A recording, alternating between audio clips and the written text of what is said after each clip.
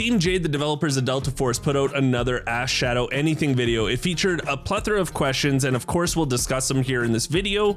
And while I do that, I'm going to be showing you footage of the Chinese version of the game. I'll be showing you bundle videos and also stills of different skins. I've got a bunch of stuff from that version, and we'll also be talking about the things they already have planned for season 2 and 3 of Delta Force.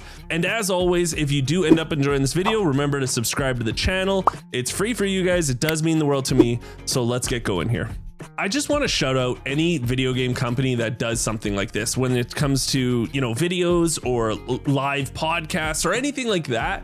Just getting the community hyped and showing off what you have planned in the future, taking questions from the community. It's so big for everyone. So props to any video game company that does this. Battlestate Games, the people that do Tarkov, were really good at this by doing Tarkov TVs. They used to be a little more frequent, less so now, I would say, but they are really good at doing community focused events like this. Also, Digital Extremes, the makers of Warframe, are really good at doing this. Any company that does a community focused, hey, look behind the curtain kind of video or podcast or anything like that definitely deserves my old man nod of approval. First thing Shadow was asked was, when will early access drop? And if you follow this channel, you probably already know this, but the global version of the game is launching December 5th. But he wanted to let us know a little bit more on how it'll include both stages 1 and stage 2 of season 1. This is all out currently in the Chinese version of the game. Well, at least part 1 is. I'm guessing the second part of season 1 is going to be out on around November 26th, and this perfectly aligns for when we'll get season 1 globally. So this all lines up with everything I've been hearing on the internet and just lines up perfectly for the community. Now on Twitter, a channel called Delta Force Leakers on Duty showed this roadmap for both season 2 and 3. And the things on this roadmap does really line up with what Shadow says in this video, but where it says season 2, I actually think it's season 1.5. Think of it like how COD does it. They drop a season, then they have another seasonal patch they call Reloaded, which is kind of like an addition to it. So not everything comes out day 1 of every season, but this is just the way I'm taking it actually. I say this because Shadow talks later on about PVE style content coming out, and we will get to that. And that's what is planned for the roadmap here in season 2. The roadmap they showed off in the Ask Shadow video does line up with this gentleman's Twitter roadmap. The roadmap Shadow showed off says they are going to be adding a new map and a new mode in Havoc Warfare. Same thing for the Hazard Operations mode, while also adding a new operator, new guns, and a new vehicle. So for the Leakers roadmap, it does say that there is a new map coming to Hazard Operations, which is named Rattlesnake. This aligns with Rattlesnake being in the alpha version of the game. You just can't play it here. But this is going to be a PVE co-op style map, and I'm really excited about this. And this is one of the questions we'll get to because he talks about this in the video. But they also are doing a new expansion for Brackish. We won't even be able to notice it because we haven't even been able to play that map yet.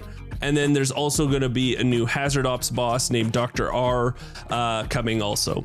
And then for Havoc Warfare, there's going to be a new map named Trench Warfare and a new female support operator. And just for fun, because it does look like he is right on this, for the next season coming out, what they're going to be doing for Hazard Operation is a new game mode called, it's going to be like a multi-team PvP style game. And then they're also expanding the map Zero Dam, which I am super pumped for because I hate Zero Dam currently. It's not my favorite map. I feel like it's just funnels players everywhere. So hopefully they open it up a bit more. But then the Havoc Warfare content is going to be a new map set at the dam, new gameplay feature, which is going to be the fortification system, and also a new engineer operator with a riot shield, or a shield kit, sorry. Can we all agree that we don't need a riot shield character in this video game? I know it's like a layup for any hero shooter that's out there. There's always that riot shielder, but we all hate them, right? Can we all agree that we just hate the riot shield? Like, we don't need them. No thanks. But probably the biggest thing that will come out with that season is the Blackhawk campaign finally launching. And I know this isn't part of the free-to-play bundle. You will have to pay for the campaign, but there are a lot of people excited to try this out. So yeah, that's coming also during this one.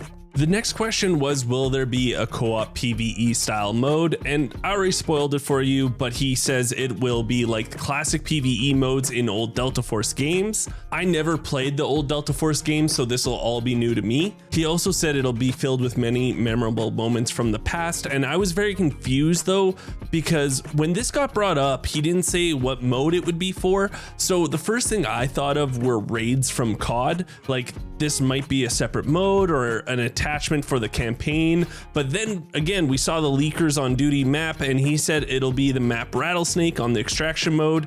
And if this is true, this will be huge because people love extraction style games, but they don't always want to sweat and PvP a lot.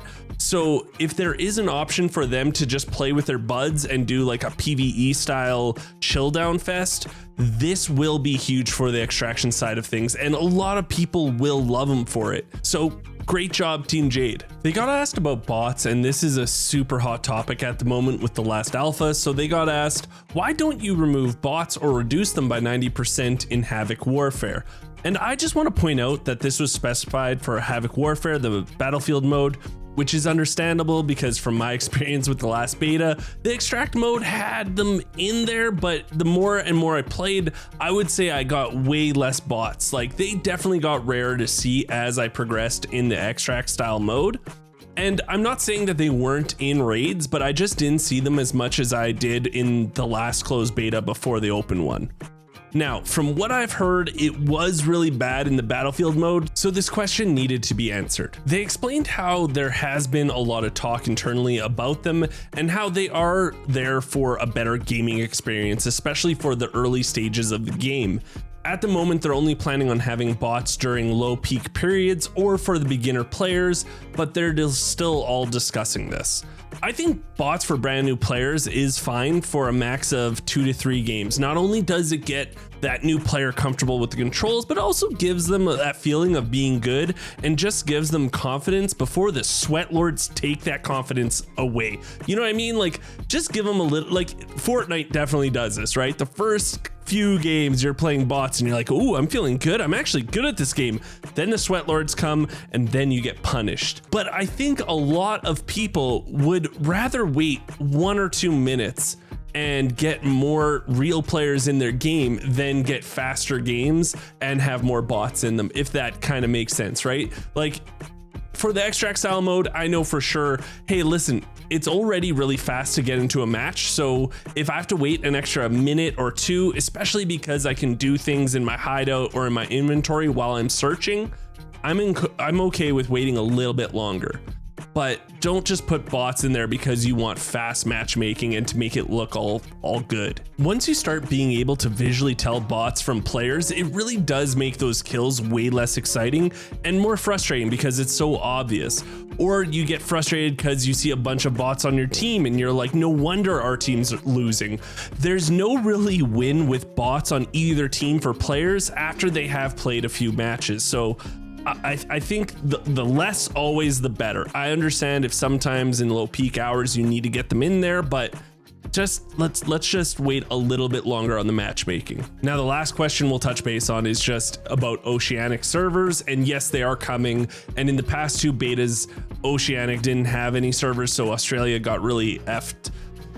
That's the only way to put it. They got effed. So now you guys will get your own dedicated servers and it'll be a lot better for you. So that's the gist of this video. I really did give you the meat and potatoes of it, and I hope you enjoyed it. If you did, remember, subscribe to the channel. It's free for you guys. It does mean the world to me because I'm going to be putting out a lot of content for Delta Force. I'm getting really excited for December 5th, and I hope you are too. And if you want to check me out, twitch.tv/Geekseh. I'll be there streaming the game when it comes out. Come by, hang out, and until next time, I'll talk to everyone later.